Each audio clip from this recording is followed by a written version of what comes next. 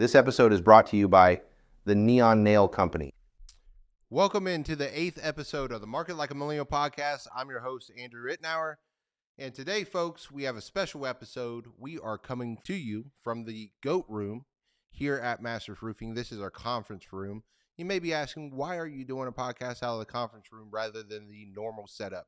Well, the setup's about to change completely because I'm actually setting up a whole entire room at my office to make it a little bit more convenient for me to do the podcast and produce content for YouTube. And so that's going to be the next step, probably coming towards the end of February. But most importantly, the reason why I'm doing this today from the conference room is because I have a customer coming in to the design center. So I have everything set up for them to come in so I can go out there and pitch them. So I might have to dip out and go do that for a second, but I'll be back and we'll make sure that we edit that out. Either way, you got to roll with the punches when you're busy, and we are slammed here at Masters Roofing. So today's topic that we are going to get into, it was requested by a couple people that are in the industry that own roofing companies, and they want to know why roofing companies fail. And I think that's a great topic because there's so many reasons why roofing companies fail. And hearing that roofing companies went out of business is more common than not. So I think it's a vital topic that we cover on this podcast to help guide people that are new in the industry, help them make the right decisions, and ultimately have a thriving business that services the communities, puts on roofs that they can actually be in business to warranty down the road. But before we get into the episode, I want to let you guys know that I will be going out to the International Roofing Expo this year in Vegas. And I look forward to meeting up with all the people that I missed last year. I didn't give any notice last year, ultimately because I didn't really think anyone would recognize me. So this year, if you guys see me, grab me, let's have a talk. Maybe we can chat. If you see me at one of the meetups, I would love to have conversations. That's what I'm all about. And I love forming connections. So look forward to that. Let's go ahead and get into this episode. So where do we even start with this topic? Why roofing companies fail? There's a host of different reasons, and I think the industry struggles with all of them equally because at the end of the day, it's not easy running a business, period. And roofing companies, you can lose everything quickly. And so it's important to make sure that you're running day-to-day operations to the best of your ability and that you're prepared for that. Often you see a successful roofing salesman work for a company for maybe 1 to 2 years, and they feel that they're ready to start making real money themselves, right? When they don't understand the responsibility that comes with that real money. It seems like an easy process. People can get fooled very quickly into thinking that they can run their own roofing company. But at the end of the day, it's a lot more complex. There's a lot of pieces of the puzzle that you have to have in place in order for an operation to go well. And so people struggle putting that puzzle together. They struggle hiring the right personnel to make sure that the office is being ran properly, the books are being kept, taxes are being paid, supply houses are being paid. All those different aspects of running a company is vital to your success. And that's just the tip of the iceberg. And then you have to realize production has to go well. You have to be organized. And if something goes wrong, you have to take care of them. If you're a quality contractor and gutters get damaged, the obvious solution is to replace them. If you break it, you buy it. And so that protects your reputation if you are doing that. If you are not, your reputation is going to suffer. And that's another reason why you can ultimately go out of business. You have to also realize that the people you hire is a part of your image and your character as a company. The people representing your company is an extension of your image as a business. So my process with everything is to start slow. Start with people that you trust, people that you have vetted, that have a career where they were successful in other fields. If you have started a roofing company, you have assumed the role of leadership. So it's important that you spend time with your crew of people and that you are training them properly. Make sure that you have a proper system set up, a proper process for people to follow when they go into the home that gives the homeowner an authentic experience that ultimately is worth doing business with. By all means necessary, you do not want to be the roofing company where the inmates run the asylum. And what I mean by that is that you'll have these roofing companies where they'll go out and they'll get 15 to 20 guys to represent their company. And you'll see guys that sign up deals that are not profitable for the company and that ultimately ends up losing money. You will see, people getting up on roofs and manufacturing damages to get roofs bought because they ultimately have a financial incentive to do so. And it can get out of hand really quickly. And I see a lot of roofing companies go down for that reason alone. So you want to make sure that you have quality individuals that you vetted and that are going to represent your company properly. And most importantly, you want to spend time with them and set up a process that is going to make them successful inside of the home. And if you want to make sure that there is no financial incentive for someone to get a roof bought, which I think is the best way to run a roofing company, here at Masters Roofing, we actually have a third-party representative that actually inspects roofs for us. So I get a lead as a roofing salesman. I actually send it to a third party, and they go out and let us know if there's damage to the roof or not from wind or hail. And that keeps me off the roof. It keeps me safe. It saves me time and keeps me focused on what I have to do. And that third party, they get paid per inspection. They work with insurance companies on a regular basis so they understand the criteria and what insurance companies are looking for as far as wind and hail damage. And they know the criteria on what qualifies that roof to be replaced through the insurance process. So it's not wasting anyone's time, right? We're getting an expert opinion that the homeowner can trust, that there is no vested interest in that person getting that roof approved. And ultimately, we know as a roofing contractor that there's either legitimate damage there or there's not. And if there's legitimate damage there, we can walk them through the insurance process and go through that process from start to finish and ultimately get the roof approved. And if there is no wind damage or hail damage, we're still going to get leaks identified and ultimately be able to go in and give them a repair estimate, or if they are looking to replace it just due to wear and tear, we can give them a retail estimate. So that's setting your guys up for success. You have to make sure that everyone is kept honest and everyone is kept focused on their individual job. And so if you are a roofing company, you want to make sure that you have those processes in place to be successful. So having that system in place ensures a transparent process from the roofing salesman to the homeowner. And then also it protects your interest as a roofing company, because ultimately, yes, we are all 1099 contractors. However, if someone is manufacturing damages, and even though you're an owner and operator and you don't know that it's going on, doesn't mean that you're not liable for it. Someone's on a roof and falls off doing an inspection and is representing your company.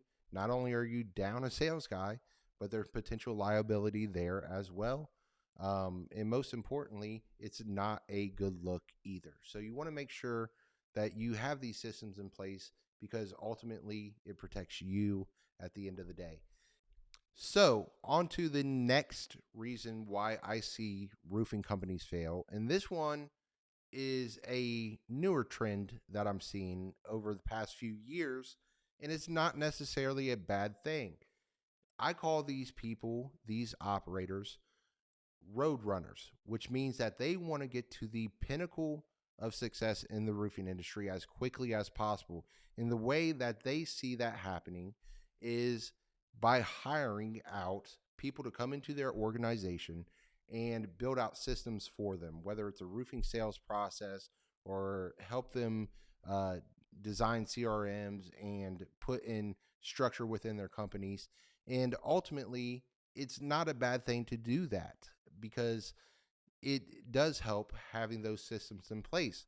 But you also have to understand those systems cost money. And when you look at marketing systems and everything, it can get expensive quick. And you have to make sure that you set a proper budget to make sure that there's money allocated for those systems and those different things that you are doing to improve your company. It's not a bad thing to do.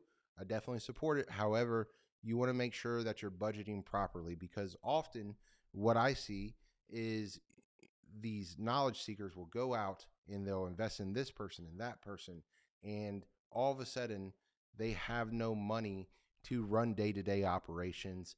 They have no money to pay their sales guys, pay their supply houses, and they're not keeping track of the money coming in versus the money going out. And so it's very important to make sure that you are setting a small budget, which I think is fair to say when you're first starting out. That budget should be very small. You should work consistently to improve your processes yourself. And I still believe that's a core aspect of why we are very successful here at Masters Roofing. We have a very low overhead.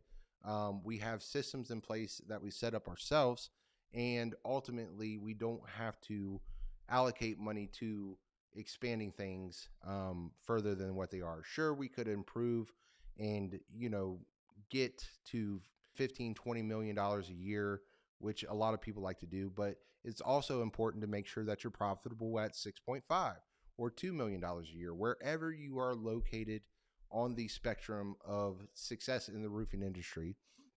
You want to make sure that you are running a proper shop. And just a side note here, I think it's important to recognize that consultants, gurus, whatever you want to call them, they are just ordinary people like me and you. And some are extremely exceptional at what they do and could potentially change your business forever. Others can be duds and be a complete waste of money. And sometimes that's a substantial amount of money. And there's a third factor that you have to consider when bringing in consultants. Are you at a point in time where you are able to absorb what they are bringing to the table and being able to implement it properly? That is a huge aspect of whether whatever you are investing in will be successful or not. And so when bringing in consultants, I think it's fair to say that some will be worth the money, some will not, and you have to be able to implement whatever they are teaching regardless to see if it works or not. And I also believe that the great companies, the ones that are doing $20 to $40 million, are at a point where they have an allocated budget to where they say, okay, we're going to spend this much money on training our guys this year and implementing new systems. And they bring in guys and they realize that there's just an inherent factor that some are going to be good, some are not. And either way, they're going to find one or two people that will take their business to the next level. And that's what I want people to realize on this point that I'm making here, is that you have to be at that level in order to start doing that. Often I think people get drawn into spending the money before they're even ready to spend it on consulting. So that's one thing that you have to realize, is that once that you reach a level, then you can start bringing in people and implementing different systems. And if you are not at that level, it's completely okay.